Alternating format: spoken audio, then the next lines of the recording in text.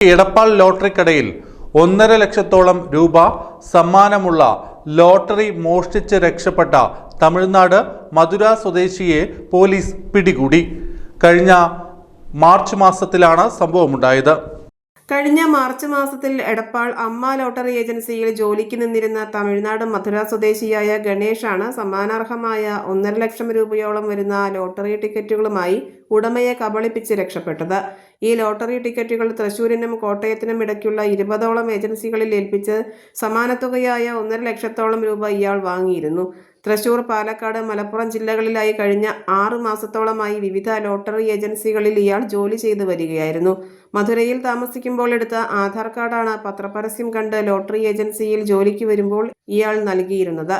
മധുരയിൽ പോലീസ് എത്തി അന്വേഷിച്ചപ്പോഴാണ് വർഷങ്ങളായി ഇയാൾ അവിടെ താമസമില്ല എന്ന് മനസ്സിലായത്.